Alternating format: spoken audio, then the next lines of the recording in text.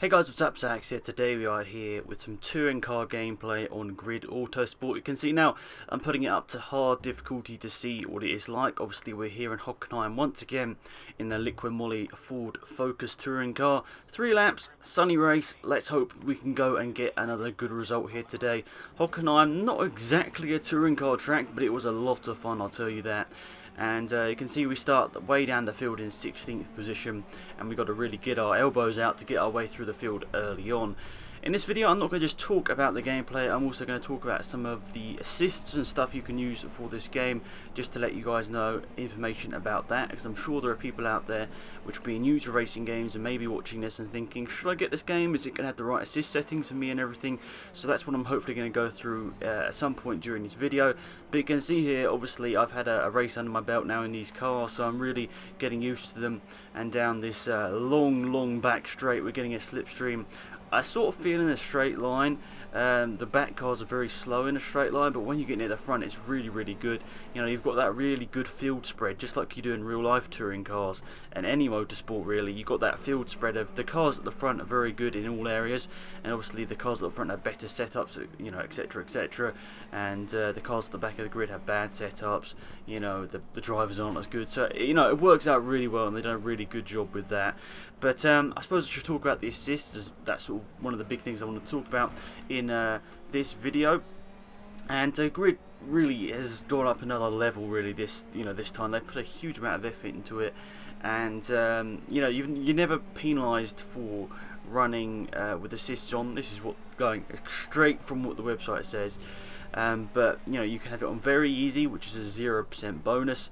You can have it on easy, which is an 8% bonus, medium, which is a 24% bonus, hard is a 32% bonus, and very hard is a 44% bonus, and that is in the increased experience. That's obviously XP that you get. So you know, if you run on very hard, you're going to be getting through the sort of game a little bit faster, but you might be also getting better team offers and everything like that. So you know, they're definitely making it so if you run without assists, you're going to be getting to certain places faster, but then in a way you're still not penalised for running assists, because you're still getting there, but maybe just not as fast, as you're not getting as much XP, if that makes any sense whatsoever. So let's just quickly run down some of the assists. They've got ABS, dynamic racing line, traction control, stability control, cornering assist, and auto steer.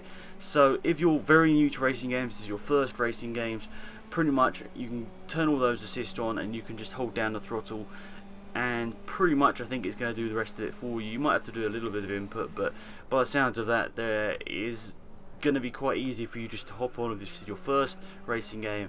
And obviously if you're a veteran racing game driver, you're going to be turning off pretty much all those assists.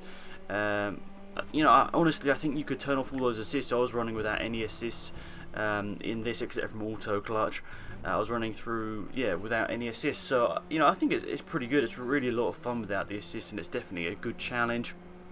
You've got some other options as well. Damage level, you can have it on visual, so and obviously it looks like it has damage, but it actually doesn't, if that makes any sense. It's called cosmetic damage.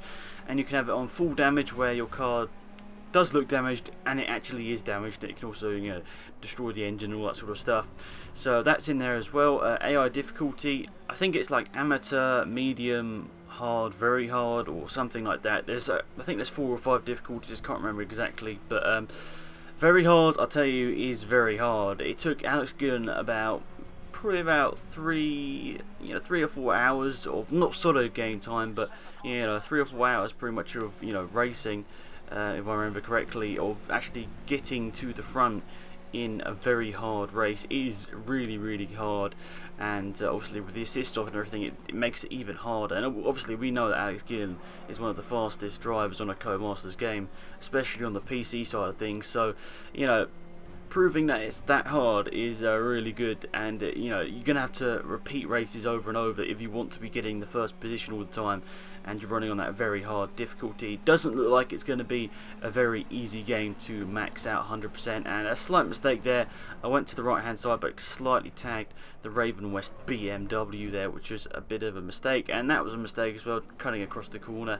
But anyway, we're talking about other assists. Obviously I talked about the AI difficulty. You got flashbacks, from 0 to 5 and then unlimited.